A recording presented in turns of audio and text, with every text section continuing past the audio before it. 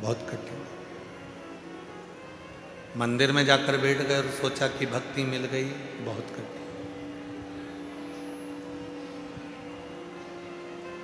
तीर्थ में जाकर बैठ गए और सोचा कि भक्ति मिल गई, नहीं मिल सकती।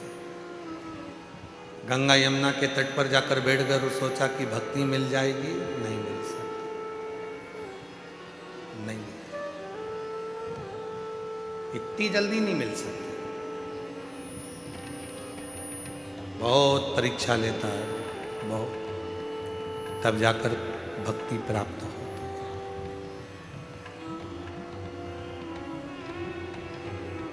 मेरी माताओं, मेरी जीजियों, मेरे जीजाओं, मेरी बेटियों, मेरे बेटाओं, मेरे बुजुर्ग माँ बाप, माता पिता, आपसे एक बात पूछें, जितनी भी मेरी माताएं बैठी हैं, मेरी जीजियाँ बैठी हैं, जीजाओं से तो इस प्रश्न को हम नहीं कर सकते, क्योंकि हो सकता है कोई कोई जीजा इसका उत्तर भी दे सकते हैं, पर प्रश्न है मेरी जीजियों से। नमकीन घर में जब भी तुम तलते हो या नमकीन घर में बनाते हो तो उसको तेज आंच में बनाते हो। गैस की आंच कैसी रखते हो? तेज। अग्नि कैसी रखते हो? तेज।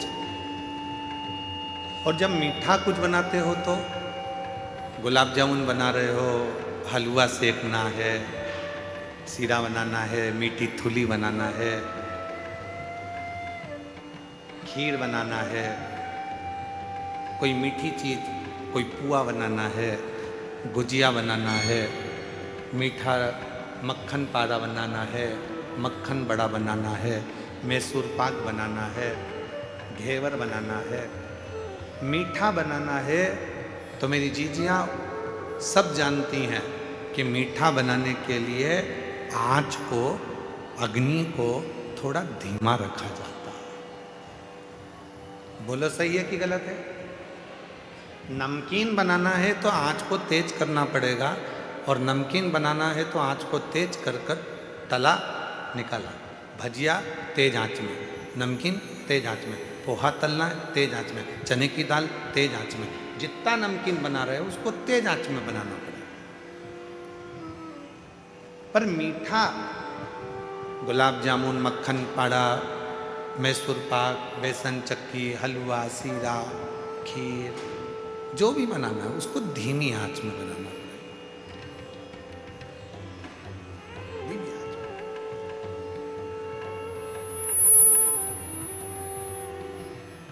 बस भक्ति भी वो मीठा है जिसको धीरे धीरे धीरे धीरे, जैसे आटे को सेको धीरे धीरे, सुगंध आने लगती है आटे के सिकने की, उसके बाद फिर वो हलवा तैयार हो जाता है, सीरा तैयार हो जाता है।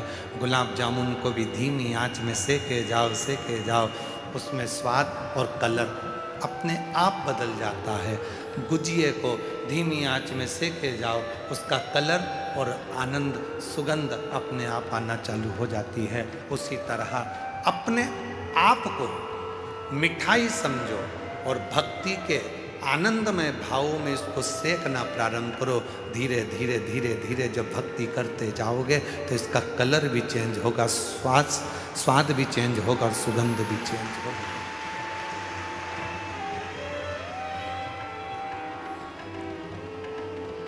ये चेंज होगा।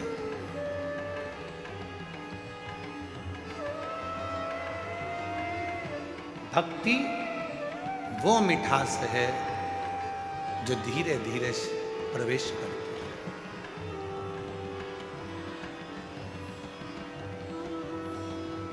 राम जी ने किनके झूठे बेर खाए थे? जम के बोलो। शबरी। किनके घर गए थे? शबरी के घर। राम जी किनके घर गए थे? शबरी के घर। ये दुनिया के लोगों ने कहा कि राम जी शबरी के घर पर गए थे, पर सही मायने में अगर रामचरितमानस को पढ़ोगे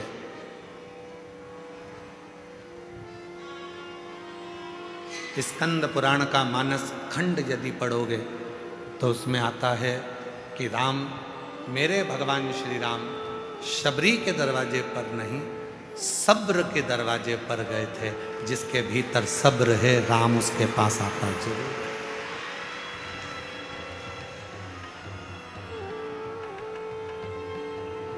स्कंद पुराण का मानस खंड कहता है, गीता प्रेस गोरखपुर की स्कंद पुराण लेकर आओ, उसका मानस खंड पढ़ो।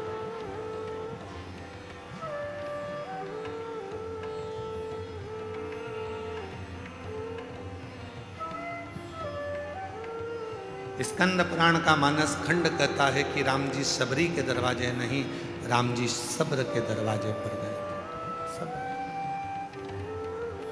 जिसके भीतर सब्र है,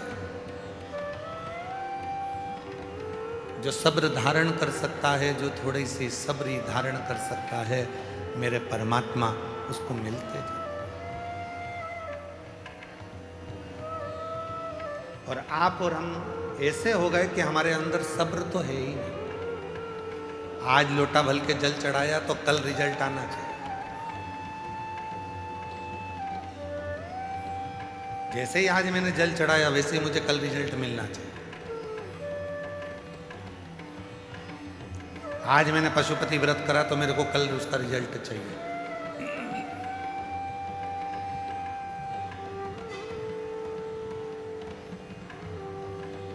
आज मैंने धतूरा चढ़ाया तो मुझे उसका रिजल्ट कल चाहिए। सब्र नहीं है। मेरी जीजियों, मेरे जीजाओं, मेरी बेटियों, बेटाओं, मेरे बुजुर्ग माता पिता, ध्यान देना, शबरी मैया ने कितना सब्र धारण कर कर रखा होगा कि मातंग बाबा कहकर गए हैं कि राम आएंगे, राम आएंगे। कितना सब्र धारण करा है, कितना सब्र।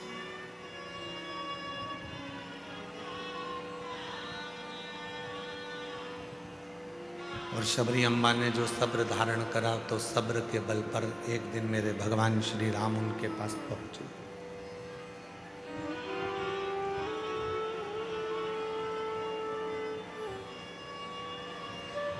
रोज झाड़ू लगाती थी, रोज रंगोली डालती थी, फूलों की सेज बिछाती थी, रोज प्रतिदिन भगवान का इंतजार करती थी, रोज।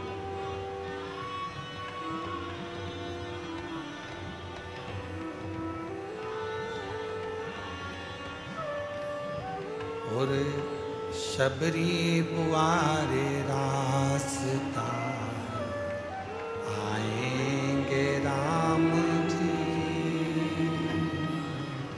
शबरी बुआरे रास्ता आएंगे राम जी, मेरा भी धन्य जीवन बनाएंगे मेरा भी धन्य जीवन बनाएंगे राम। शबरी बुआरे रास्ता आएंगे राम जी, शबरी बुआरे रास्ता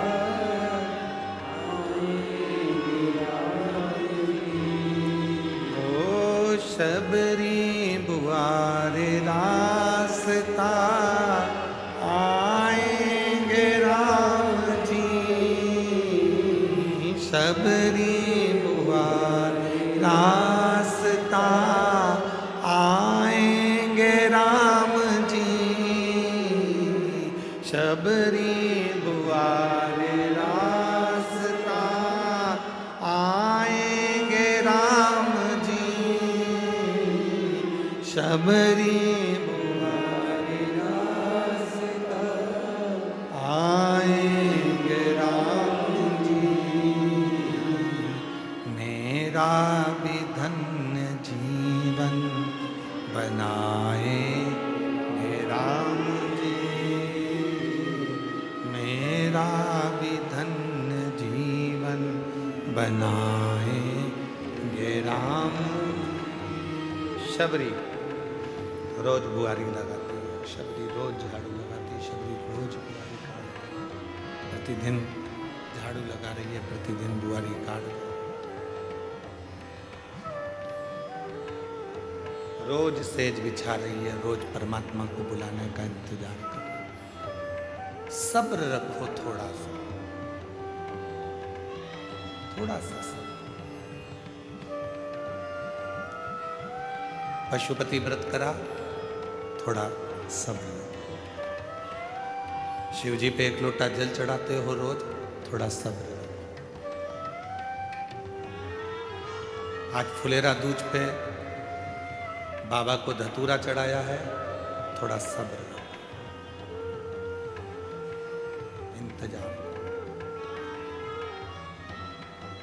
एक बच्चे को भी जन्म लेने में 9 महीने लगते हैं और तुम पशुपति व्रत करके सोचती हो कि बस अब भी हो जाए मेरा काम, अब भी। लोटा भर के जल चढ़ाने से तुम सोचती हो कि मेरा काम बस कल ही हो जाना चाहिए। एक बच्चा भी जन्म लेता है तो उसको 9 महीने लगते हैं। एक बीज को पृथ्वी में डालते हैं तो अंकुरित होने में 1 हफ्ता लग जाता है, 15 दिन लग जाते हैं, 1 महीना लग जाता है, 2 महीना लग जाता है, और तुम्हें तुरंत उसका फल चाहिए।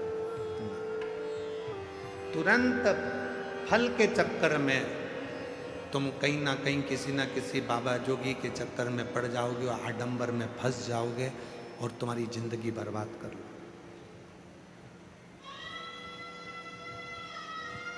आज की दुनिया के पास में सब्र नहीं है, इसलिए 10 बाबाओं को ढूंढते फिरते हैं। बाबा जी तुम हमारा काम कर देना, बाबा जी तुम हमारा काम कर देना। मैं 2 दिन में काम हो जाएगा, मैं 1 दिन में काम हो जाएगा, मैं 15 दिन में काम हो जाएगा। अगर ऐसा ही काम 2 दिन में 5 दिन में होता रहता तो बाबा खुद का काम कर लेता। सब्र रखना पड़ेगा। मैजिक नहीं है कि चुटकी बजाई और काम हो गया।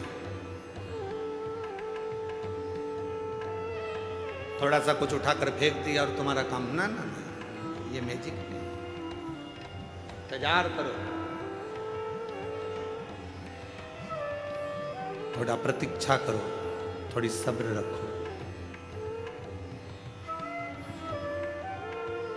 शिरडी साईं बाबा के दर्शन के लिए जाते हो तो वहां 2 चीजें लिखी रहती है, श्रद्धा, दूसरी सबूरी, सब्र। जितना सब्र रखोगे उतना उतना तुम्हारे जीवन को सुख प्राप्त हो। हम सब्र ही नहीं रख पा रहे। हमने बोला और हमारा काम होना चाहिए, हमने बोला ऐसा होना तो होना।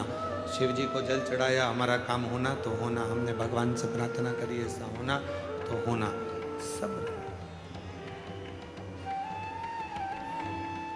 आज धतूरा चढ़ाया तुम लोगों ने, सबने, पूरा भारत,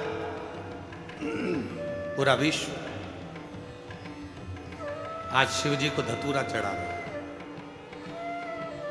और कई जगह पर धतूरे की कीमत 100 रुपए हो गई है।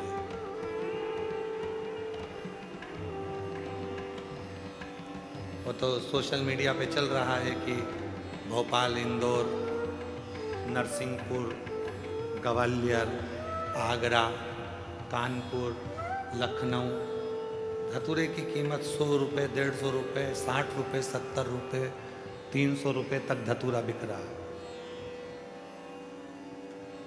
इसको कहते हैं शिव। अपने पास जो रखता है उसकी कीमत कब बढ़ा देगा पता ही नहीं चलने देता।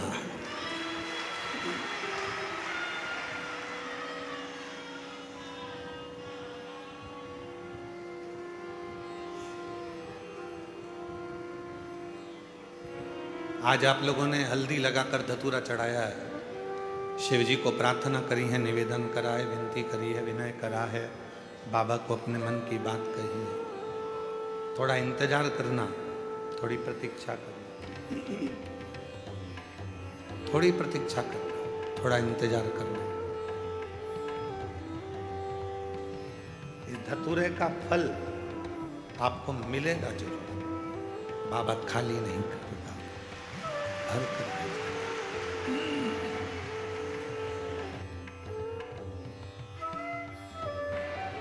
भेजेगा वो आपको, उसका फल आपको मिलेगा। एक लोटा जल चढ़ा रहे हो तो उसका भी फल आपको मिलेगा। पशुपति व्रत कर रहे हो तो उसका भी फल आपको मिलेगा।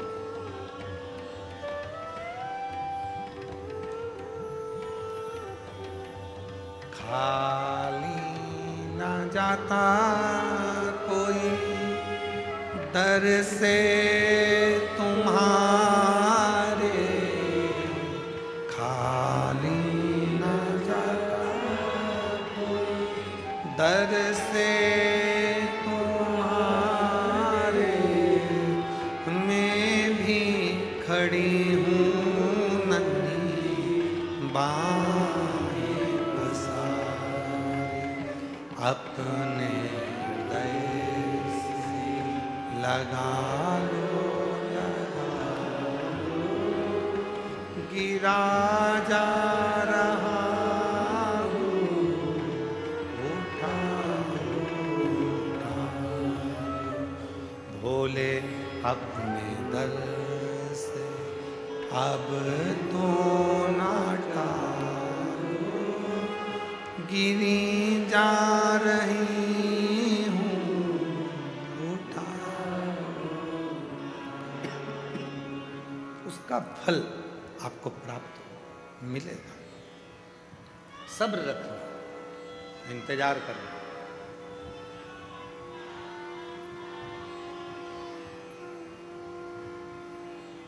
स्वयं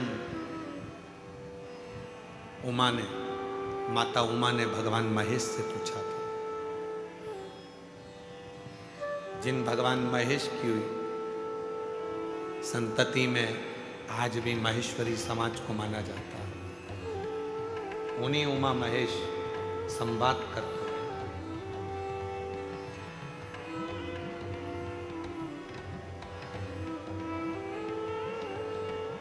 उन्हीं उमा महेश, माता उमा ने महेश भगवान से पूछा, शिव जी से पूछा,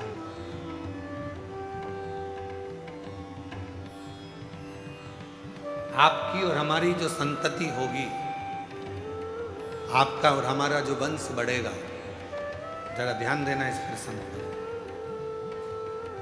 सब अपने व्यापार में, सब अपने व्यवसाय में, सब अपनी नौकरी में, सर्विस में व्यस्त हो जाएंगे कलिकाल में।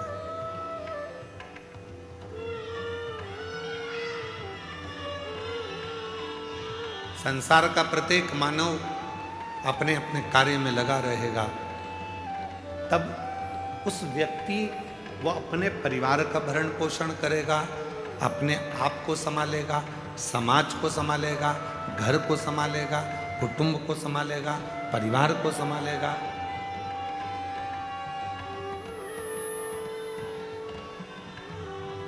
हो सकता है वो आपको भूल जाए, हो सकता है वो आपका स्मरण ना कर पाए, तब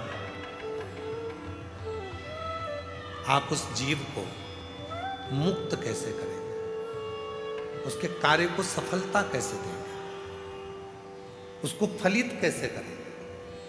भगवान महेश ने मां उमा को जो कहा वो आपकी जिंदगी में उतार कर रखना।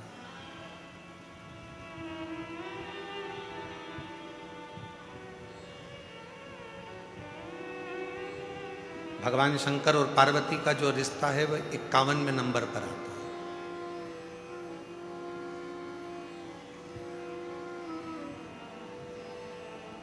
माता सती और शिव जी का जो विवाह है वो 49वें नंबर का है। 50वें नंबर में बीच में सती और पार्वती के बीच में एक भगवान शिव और माता पार्वती का, सती का प्रागट्य एक और हुआ है, जिसमें माता पार्वती जी कोयल बनी है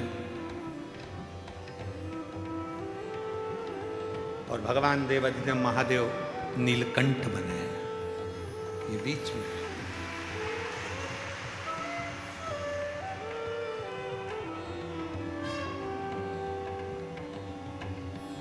39वां नंबर है उमा महेश भगवान का संवाद। और उन संवादों में माता पार्वती जी ने पूछा कि जीव को मान लो तुम्हें भूल गया, तुम्हारा स्मरण नहीं कर पाया, तुम्हारा भजन नहीं कर पाया, तुम्हारे मंदिर तक भी नहीं पहुंच पाया, तुम्हें भूल गया, तुम्हारे मंदिर तक भी नहीं पहुंचा, तो उसकी गति कैसे होगी, उसकी मुक्ति, उसका कार्य सिद्ध कैसे होगा, उसको सफलता कैसे होगी। तो जो भगवान महेश ने माँ उमा को कहा, संपूर्ण जगत के लोगों को याद रखना चाहिए। भगवान महेश कहते हैं, उमा, संसार का मनुष्य यदि मुझे भूल भी गया कोई बात नहीं, मुझे भजना भी भूल गया, मेरा नाम भी भूल गया, मुझे नहीं भज पाया, मेरी औलाद, मेरी संतान यदि मुझे नहीं भज पाई, किसी के गले में अगर रुद्राक्ष पड़ा होगा या किसी के मस्तक पर तिलक लगा होगा, भस्म लगी होगी, त्रिपुंड लगा होगा, चंदन लगा होगा, कुंकू लगा होगा, या उसके गले में यदि रुद्राक्ष पड़ा होगा और ऐसा व्यक्ति भी उसके सामने से निकल कर चला जाएगा और उस रुद्राक्ष पहने हुए व्यक्ति का, बच्चे का, बूढ़े का, महिला का, पुरुष का, किसी का भी दर्शन अगर उस व्यक्ति को भी हो गया तो जितना फल रुद्राक्ष पहनने वाले को मिलेगा, उसका दर्शन करने वाले को भी उतना ही फल प्राप्त हो जाए, उतना ही फल प्राप्त हो जाए। एक रुद्राक्ष में कितना बल होता है जरा ध्यान करिएगा। एक रुद्राक्ष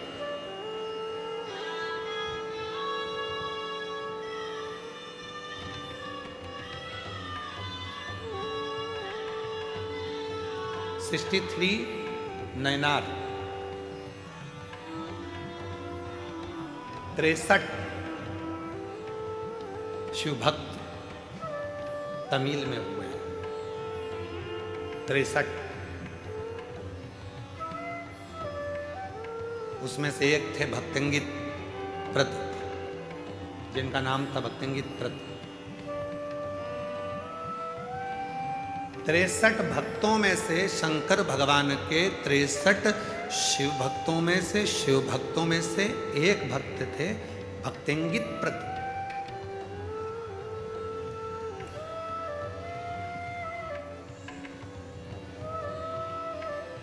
बहुत बड़े पैसे वाले थे, बहुत बड़े। उनके पिताजी भी हीरे पन्ने का काम करते थे और भक्तंगित प्रत पिताजी के जाने के बाद वो भी हीरे पन्ने का काम करते। मां कावेरी के तट पर रहते थे। जैसे उत्तर में मां गंगा की पूजन होती है, वैसे ही दक्षिण में मां कावेरी की पूजन होती है। शिव जी के भक्त तो थे ही नहीं, उनका नाम माम स्मरण में था ही नहीं, वो पहले भक्त नाम ही नहीं था उनका। वो तो एक सेठ थे, धनिक सेठ, पैसे वाले, धनपति, करोड़पति। विदेश में उनका व्यापार होता था भक्तंगित प्रत का। खूब दौलत थी, खूब धन था, खूब वैभव था, कोई कमी नहीं थी। उन्होंने अपनी जिंदगी में शिवालय भी नहीं गए, पर एक नियम उन्होंने अपने जीवन में बनाया था, माँ कावेरी का स्नान करना, माँ कावेरी का दर्शन करना और माँ कावेरी के स्नान कर कर अपने घर आना और अपने व्यापार में लग जाना। अब जो लोग कहते हैं कि हमें दुकान से फुर्सत नहीं मिलती, हमें व्यापार से फुर्सत नहीं मिलती, हमें पढ़ाई से फुर्सत नहीं मिलती, हमें नौकरी से फुर्सत नहीं मिलती, उनके लिए सबसे अच्छी कथा है भक्तंगित प्रत की। 63 नैनारों में से, शिव संप्रदाय के सुंदर भक्तों में से, तमिल के 63 भक्तों में से एक भक्त है, एक भक्तंगित प्रत।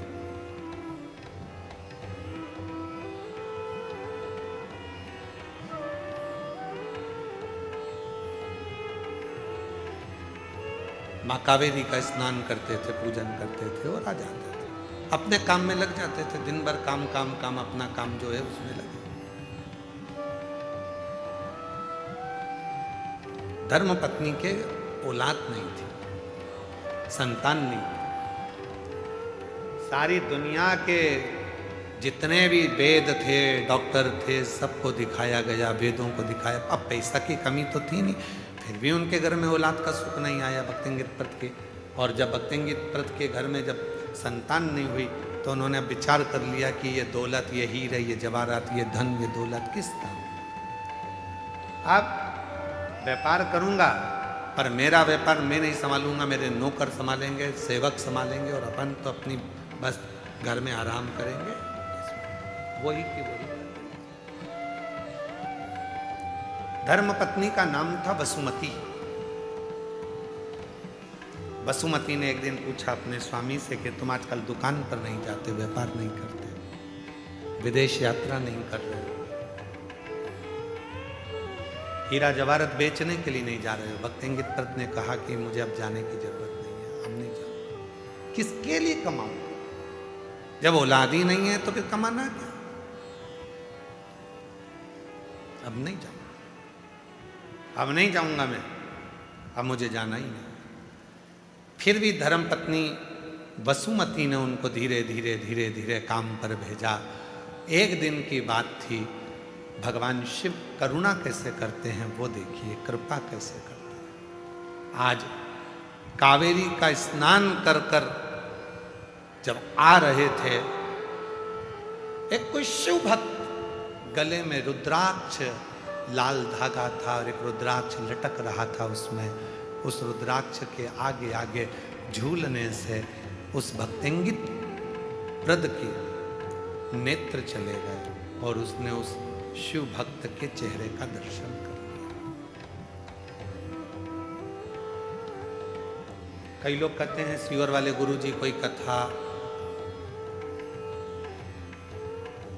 ऐसी ऐसी कथा लाते हैं कि वो हमको, तो हम फिर कहें 63 नयनार में से भक्तेंगित का कथा निकालना।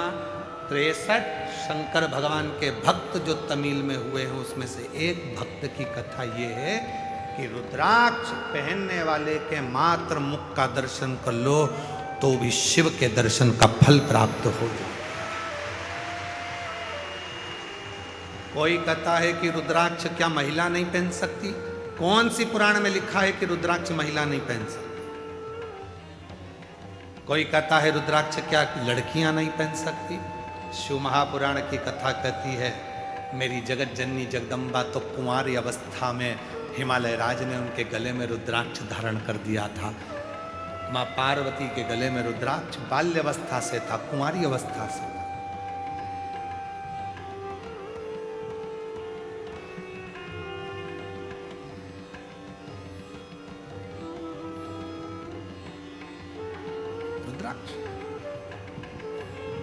जिसको तुम धारण कर, कोई व्यक्ति पे ना, यहाँ आते हैं कई भक्त जो बेलपत्री लेने के लिए आते हैं तो हम देखते हैं उनके गले में रुद्राक्ष, कोई भाई है, कोई बच्चे हैं, कोई माताएं, उनके गले में जब रुद्राक्ष दिखता है तो रुद्राक्ष जब जिसके गले में दिखता है तो हम उसके चेहरे का दर्शन जरूर करते हैं।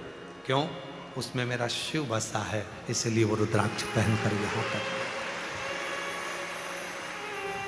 और जिसके गले में रुद्राक्ष नहीं होता वो बाजू में खड़े होकर भी चिल्लाता रहता है बाबा जी बाबा जी बाबा जी, तो भी हम उसको देखते ही नहीं।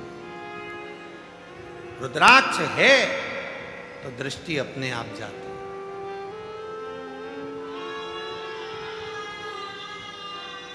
टीसी, ट्रेन का जो टीसी होता है, टिकट काटने वाला होता है, तुम टिकट लेकर बैठोगे तो तुम्हारे पास वो टीसी आएगा ही नहीं।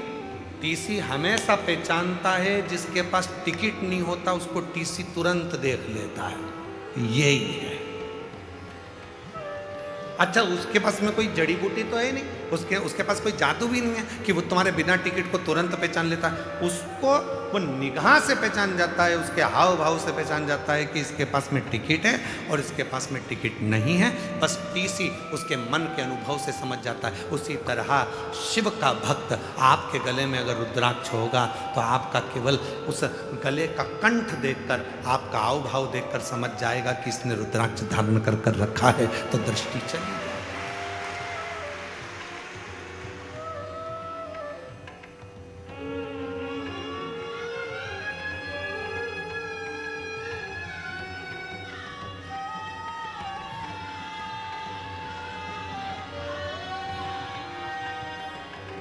सुंदरता होगी तो लुच्चे जरूर देखेंगे, सुंदरता होगी तो लुच्चे जरूर देखेंगे, गले में चेन होगी तो चोर जरूर देखेंगे, और गले में रुद्राक्ष होगा तो महाकाल जरूर देखेंगे। महाकाल जरूर देखेंगे। कितना सुंदर हो तुम, वो लुच्चा कहीं से छुप के कितनी सुंदर है, कितनी सुंदर है कि वो लुच्चा देखेगा। और तुम्हारे गले में जैसे ही सोने की चेन पड़ी तो चोर पीछे पड़ी। अब जरा विचार करो, सोने की चेन देखकर चोटा पीछे पीछे आता है, तो रुद्राक्ष देखकर मेरा कालाधिपति महाकाल भी पीछे पीछे आता है। रुद्राक्ष देखकर वो शिव पीछे आता है।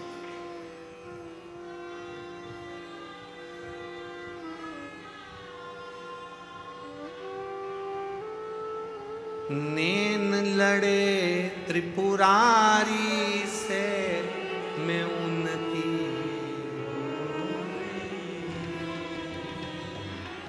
नैन लड़े त्रिपुरारी से मैं उनकी, मेरे नैनन बरसे सखी सीहोर जाऊं, मेरे नैनन बरसे सीहोर जाऊं, सीहोर जाऊंगी कुबरेश्वर जाऊंगी, सीहोर जाऊंगी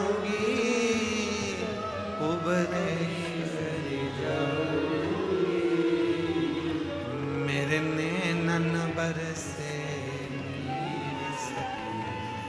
सीहोर जाऊंगी, मेरे नैनन बरसे सखी सीहोर जाऊंगी। नैनों से अश्रु टपकता, अश्रु।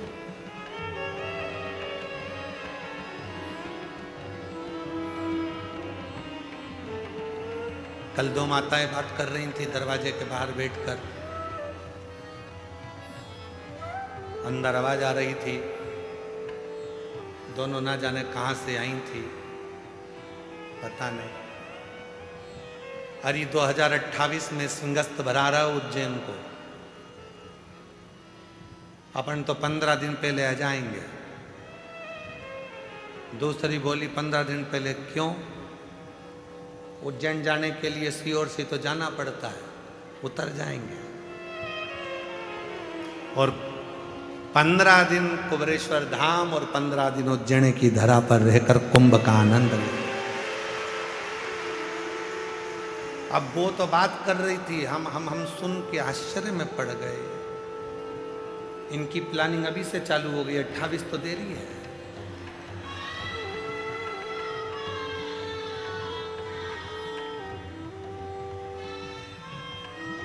शिव को भजो, रुद्राक्ष यदि गले में है तो मेरा महाकाल मेरा शिव देखता, शंकर देखता।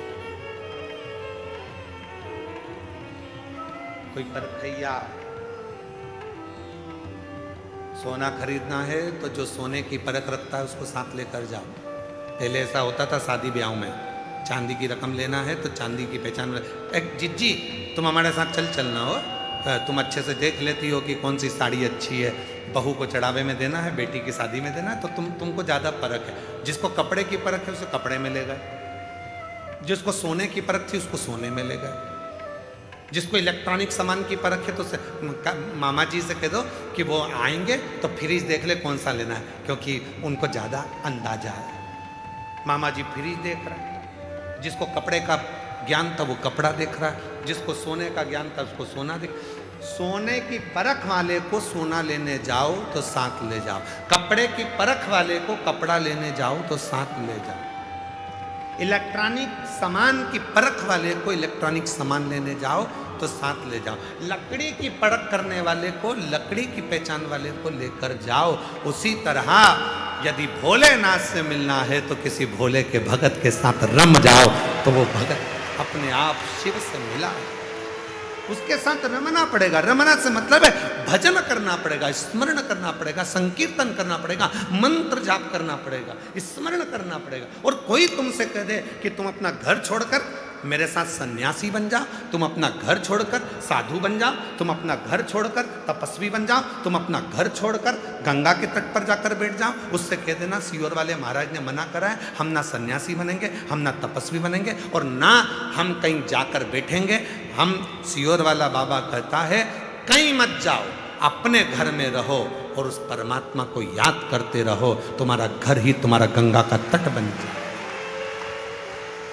कहाँ भटकना, कहाँ जाना, क्यों भटकना हमको यहां से?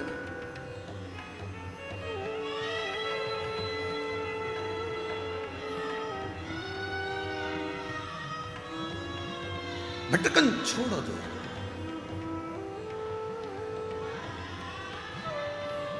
भटकन छोड़ो। शिव कथा कर रहे हैं, भगवान शंकर का चरित्र कर रहे हैं। भक्तिंगित प्रद रुद्राक्ष पहने हुए एक व्यक्ति का दर्शन कर लेता है और घर आ जाता है।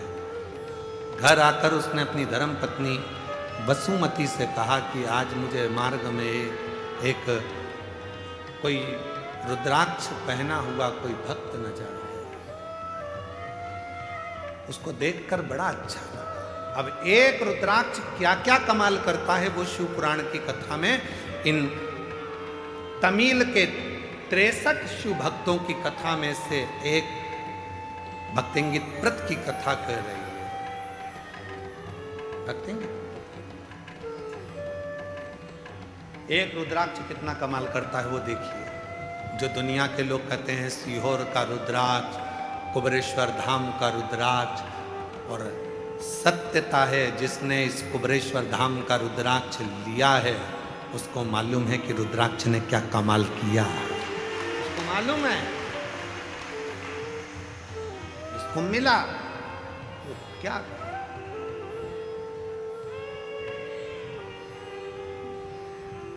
विचार किया। अब वो रुद्राक्ष ने अपना कमाल करना चालू करा। भक्तिंगित प्रत कभी शिव के मंदिर नहीं जाता था, कभी सत्संग में नहीं जाता था।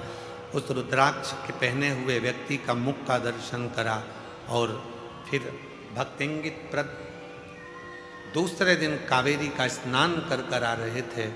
कानों में सूचना मिली कि पास में कोई संत प्रवचन दे रहा है।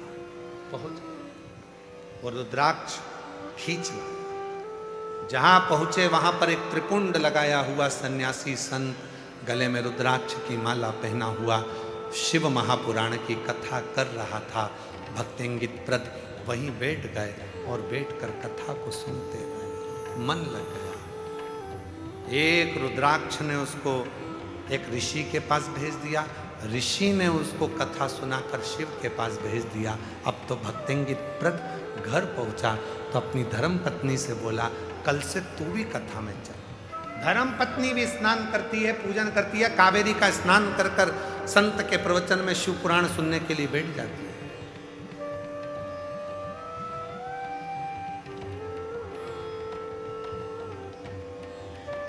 संत ने देखा कि रोज आते हैं, रोज आंखों से आंसू बहते हैं। पूछा बेटा तुम रोते क्यों? क्या बात है, तुम्हें रोना क्यों आ रहा है? धर्म पत्नी कुछ कहती। भक्तिंगित प्रद ने मन में सोचा कि अब मैं ऋषि से क्या कहूं कि मेरे घर में औलाद नहीं, और अब तो मुझे औलाद चाहिए भी नहीं। अब औलाद की कामना नहीं है, अब औलाद नहीं चाहिए। अब तो स्वयं औलाद नहीं शिव चाहिए, शंकर चाहिए। औलाद की कामना नहीं है। जब माता अंजना देवी ने गौतम बाबा के कहने पर भगवान शंकर के पार्थिव शिवलिंग का पूजन प्रारंभ किया था जब माता अंजना देवी ने पार्थिव शिवलिंग का पूजन करना प्रारंभ किया था तो अंजना माता के पार्थिव पूजन से शिव जी प्रसन्न हो गए थे। तो उन्होंने माता पार्वती को भेज दिया था, जाकर पूछो कि अंजना को क्या चाहिए। अंजना माता ने, अब अंजना माता के यहाँ तो संतान थी नहीं, पार्थिव पूजन करी, शिव जी का पूजन करा, तब पूछो इनसे इनको क्या चाहिए। पार्वती जी ने जाकर पूछा माता अंजना जी से कि तुम्हें क्या चाहिए। अंजना जी ने कामना करी थी पुत्र की, अंजना जी ने कामना करी थी कि मेरे घर औलाद हो, अंजना जी ने कामना करी थी कि मेरे घर संतान हो। अब अंजना माता साधना कर,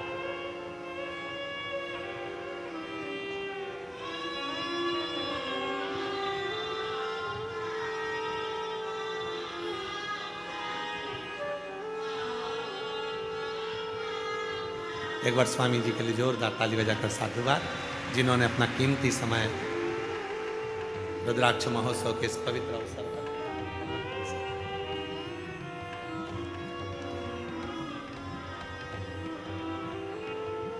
अब अंजना माता संतान नहीं मांग रही है,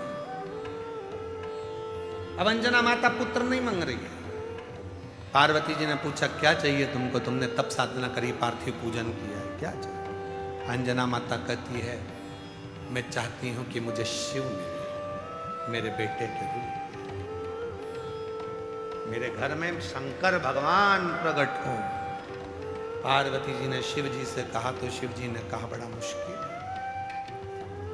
मेरे अंश अंश अंश अंश अंश अंश अंश अंश 1000 गुना अंश को भगवान शिव कहते हैं जब प्रकट करा जाए तब एक अंश में अंजना माता के गर्भ से प्रकट कर सकता हूं। शंकर सुमन केसरी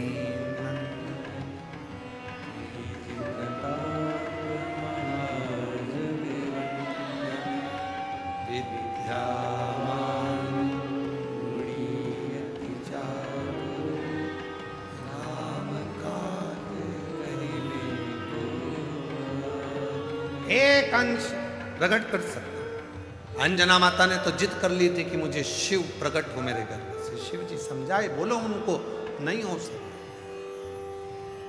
बोलो।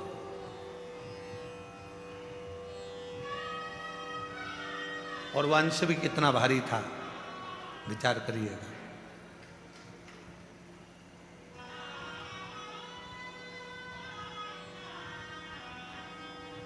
जब कई लोग कह देते हैं ना कि हमारे शरीर में शंकर जी आ रहे, तो मन तो करता है कि इनको विष का कटोरा दे दो। फिर कोई कहता है कि हमारे शरीर में हनुमान जी आ रहे, शरीर में हनुमान जी। अरे रामचरितमानस में लिखा है, बाली और सुग्रीव की कथा। बाली को वर था, जो तेरे सामने युद्ध करने के लिए आएगा उसका आधा बल तेरे शरीर में आ जाएगा। बोलो सही है कि गलत है? आधा बल उसका तेरे शरीर में आएगा। ये बाली को वचन था, वर था।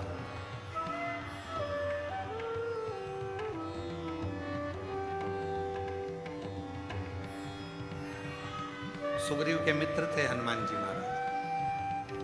सुग्रीव चाहता तो हनुमान जी को भेज देता, हनुमान जी से बोला भी था, हनुमान जी नहीं गए। हनुमान जी ने कहा मैं चले गया और मुझे इसने देख लिया तो मेरे शरीर का आधा बल इसको चले जाएगा, तो ये फट जाएगा बीच में से।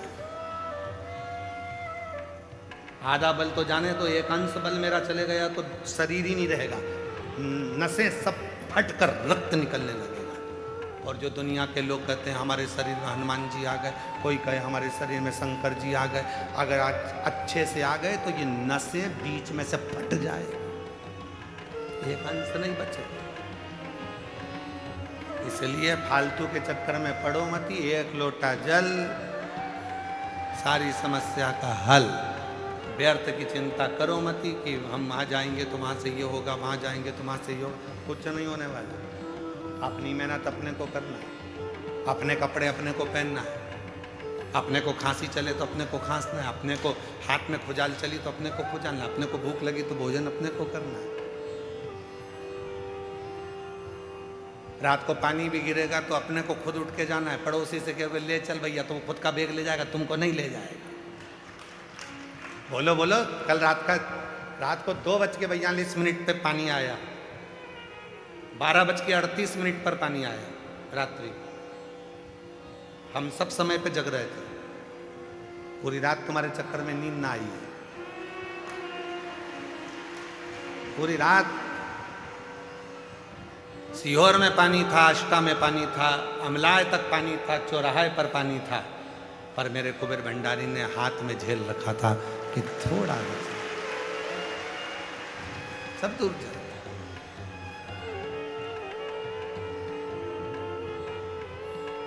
आया थोड़ा बहुत आया तो हम सुन रहे थे, बैग तुम्हारा बैग तुम्हें उठाना, अपना बोझा अपने को ही उठाना, इसलिए सामान उतना लेके आओ कुबेरेश्वर धाम पे जितनी तुम्हारी जरूरत हो। अब लेके ढेर सारा आ गई, ले जाना भी उतने। और ऊपर बच्चा था तो बाजार में घूम के दे जरा, एक फोटो दे दो, एक गुच्छा दे दो, पंदरवाल दे दो, सामान इतना इकट्ठा। और ऊपर से जितने भी भक्त आए तो कोई ने टॉफी बांटी, कोई ने बिस्कुट बांटा, और तुम बैग में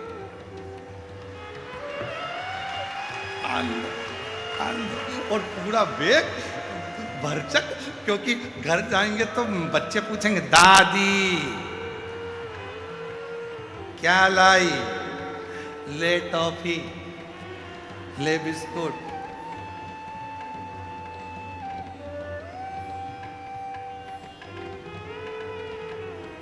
कितना कितना भाव है सब लोगों का, कितना प्रेम है आप लोगों का। ये भार थोड़ा कम रखो, ठीक है, अपने भाव से अपने आनंद में आओ, अच्छे से आओ। पिता का घर है, बहुत प्रेम से खूब भर पेट पाओ। 10 बजे से भोजन चालू होता है, रात के 8 बजे तक चलता है। 3 ट्रिप निपटा रहे हो, सवेरे का अलग, दोपहर का अलग और शाम का अलग। 5 रुपए की एक पानी की बोतल मिल जाती है, 1 लीटर की। पेटी पास में लग के बैठे हो, साड़ी डाल के।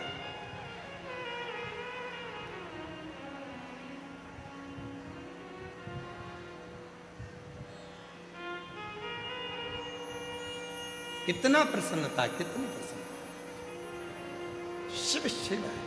तो ये विचार भक्तेंगित प्रत के मन में आ गया, और भक्तेंगित प्रत पत्नी को लेकर गया। वसुमती ने कथा सुनी, मन लग गया कथा में।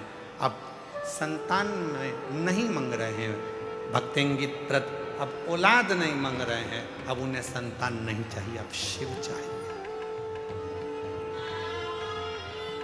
जो तू मिल गया तो सारा जहां मिल गया, जो तू मिल गया तो सारा जहां मिल गया। बस वो मिल जाए तो फिर दुनिया की क्या कमी, क्या कमी। हमने पहले भी कहा, कई लोग कहते हैं सीहोर वाले महाराज के यहाँ से बिठले सेवा समिति द्वारा क्या सीहोर में जाते हैं चंदा लेने के लिए, या रसीद कटती है, या कोई गांव में जाते हैं। गांव में भी किसी के घर जाकर कभी नहीं कहते कि 1 किलो गेहूं देना, कि चावल देना, या किसी के दरवाजे पर जाकर नहीं कहते, क्योंकि मेरा कुबेर भंडारी तुम्हारे भंडार भरता है और तुम खुद उस भंडार को लाकर भरते हो, तो क्यों किसी को।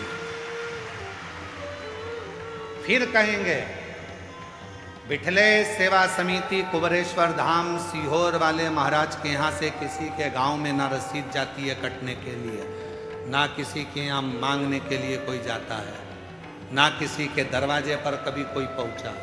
और तुम्हारे यहाँ अगर कोई रसीद लेकर आए, कोई कहे, तो उसका जवाब तुम खुद दो।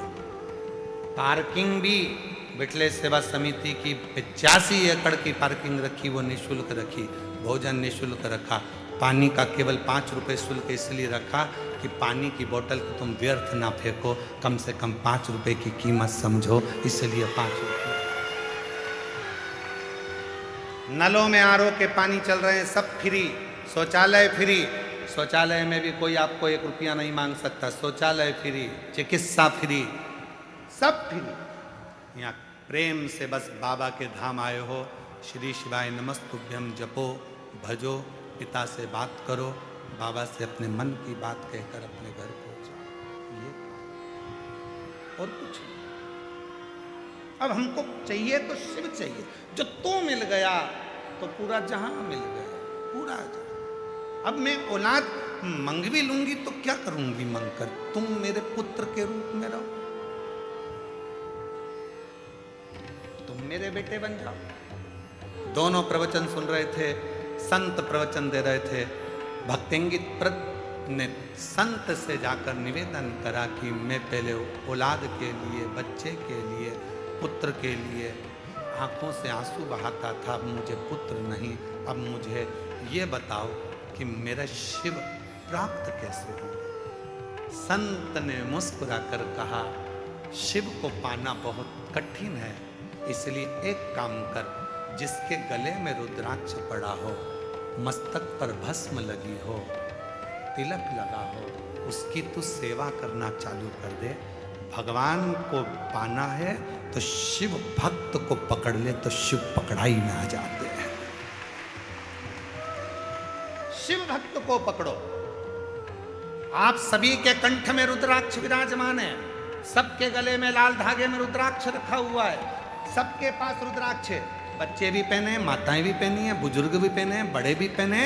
आप जब यहाँ आते हो, इतने सारे शिव भक्त आपको टॉफी बांटते हैं, बिस्कुट बांटते हैं, पानी की बोतल बांटते हैं, पोहा बांटते हैं, समोसा बांटते हैं, हलवा बांटते हैं, आइसक्रीम बांटते हैं। कल रात को कोई भोपाल का एक भक्त आया था, गाड़ी भरकर आइसक्रीम लेकर खूब बांट कर गए। कोई हरियाणा से एक भक्त आए हैं, वो कहाँ बैठे हैं, यहाँ कहीं बैठे हुए हैं।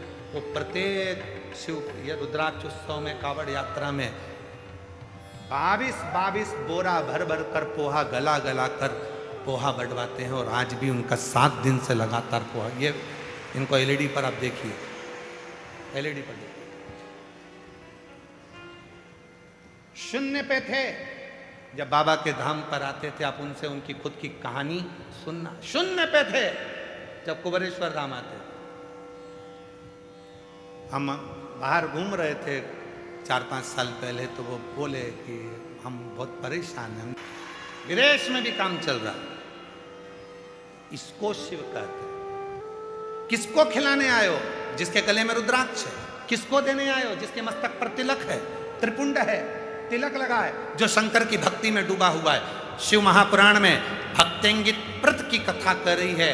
63 शंकर के भक्तों में से भक्तिंगित प्रत की कथा कहती है कि जिसके गले में रुद्राक्ष पड़ा होता है, मस्तक पर तिलक लगा होता है, उस शिव भक्त का यदि मुख भी झूठा कराया जाता है तो लगता है कि शंकर ने प्रसाद पाया है और उसका फल मिलता है, उसका फल मिलता है। क्यों हम शिव पुराण में कहते हैं? जजमान तो व्यवस्था करता ही है, प्रत्येक शिव पुराण में भंडारा चलाता है जजमान, व्यवस्था करता है जजमान। फिर भी हम कहते हैं अपने घर से आओ तो कुछ खाने पीने का लाओ, मठरी बना लाए, खुरमे बना लाए, चने ले आए, कुछ भी लेकर आओ।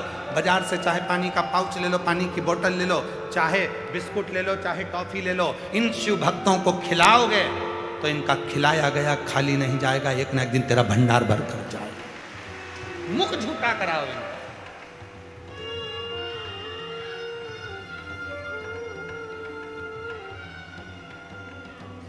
वो खाली नहीं जाने देता।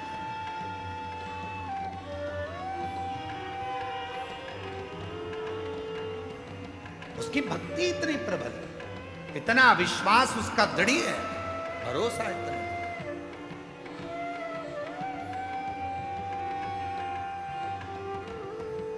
उसके आश्रित होकर कुछ मत कर। भक्तिंगित प्रत शिव की आराधना करना है तो शंकर के भक्त की साधना कर। वो आ जाए तो उसकी सेवा कर ले, मुख झूठा करा दे, पानी पिला दे, उसके लिए कुछ बिछोना बिछो।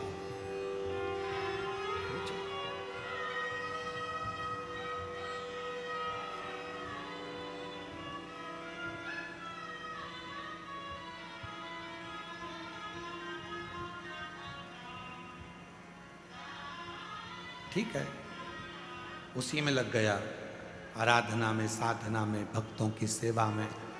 पैसे वाला था, जितने भी पैसे वाले लोग थे उसके साथ वाले, उन्होंने कहा पागल हो गया, व्यापार बंद करके ये बाबा ढोंगी चक्कर में पड़ा हुआ है, अपनी जिंदगी नाश कर। अपना जीवन बेकार कर। लोग उससे नफरत करने लगे, अब शब्द करने लगे। शिव, पीछे की आवाज को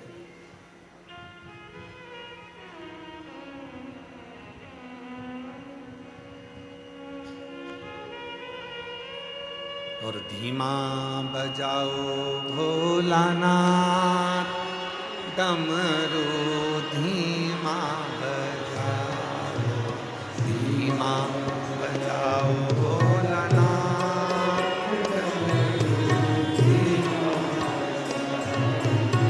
धीमा बजाओ भोलानाथ, डमरू धीमा बजाओ।